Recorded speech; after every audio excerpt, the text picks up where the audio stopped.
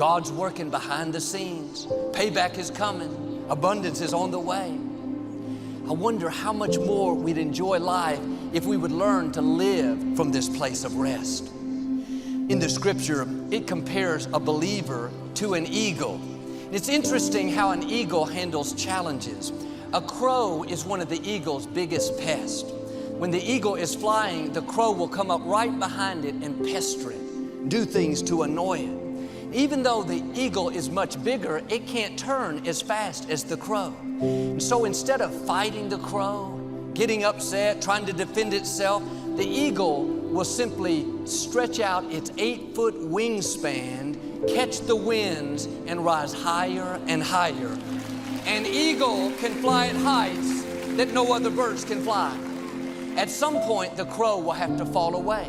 He can't breathe at that altitude. In the same way, we all have some crows in life. Some chickens and turkeys too.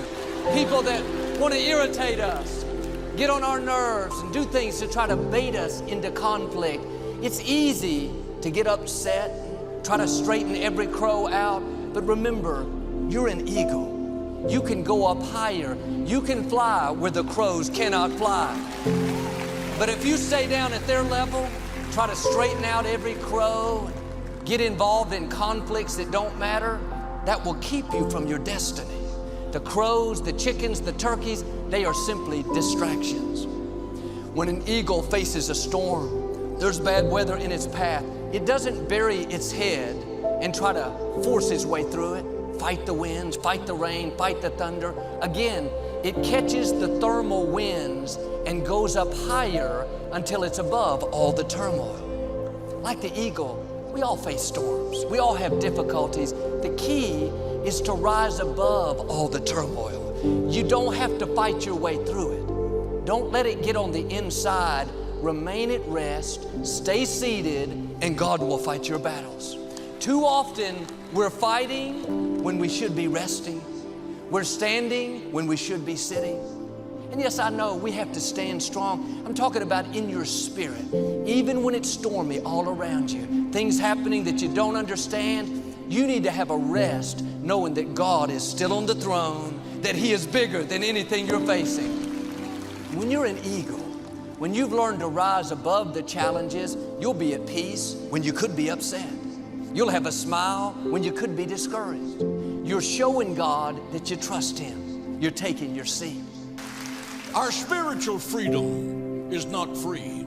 Jesus Christ, the Son of the living God, bled and died on a blood-soaked cross at Calvary to liberate you from the powers and principalities of darkness.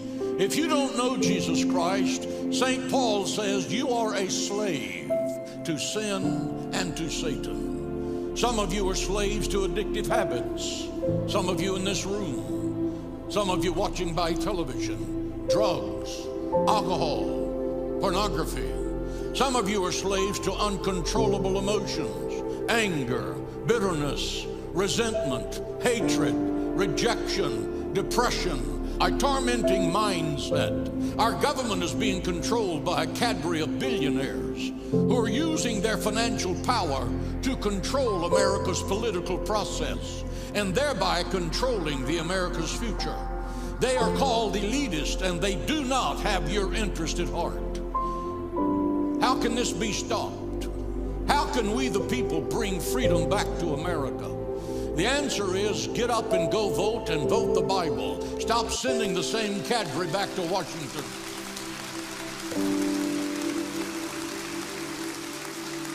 Said a little plainer, vote to rebuild our military. Vote to secure our borders. Vote for a godly Supreme Court. Wake up, America. Freedom is not free. We must unite and speak out for the freedoms that we desire to have. Now, more than ever before, give the Lord praise in the house of God. Let me say it like this. There's a lot of difficult things going on in the world. There's a lot of difficult things going on in everybody's lives. You know, you might be in a period right now where you've got a trial or a tribulation. You might be in a period right now where there's not any huge thing going on in your life that you would categorize as a problem. But we all know that There are times when we have difficulties, and there are times when we don't. So dealing with issues is just part of what we have to do, whether it's the washing machine breaking down or the car breaking down, or it's one of your kids disappointing you, or a friend disappointing you, or getting laid off from your job, or whatever it is. We all have to deal with issues in life. And one of the ways that we can prevent them from overwhelming us is if we learn how to celebrate the things that we should celebrate. And when I say celebrate, you can do that in any way that suits you. It might be taking a walk out in nature. It might be going to a nice coffee shop with a friend and having a cup of coffee. It's whatever you want to do. When I say let's have a party, I'm not talking that you got to throw some big expensive party and invite 100 people to come. You can do that if you want to, but I'm talking more about an attitude of celebration. I'm talking about living with an attitude of celebration. And you know, one of the main things that you should celebrate is you. Yes, you should celebrate you, because you are fearfully and wonderfully made, and God has not made any junk. God created you purposely when you were in your mother's womb with his own hand, intricately and curiously. He knows everything about you. He loves you anyway. Nothing's going to ever stop him from loving you. And you have got so many capabilities and so many talents and so much potential. And you need to learn to celebrate the life that God has given you.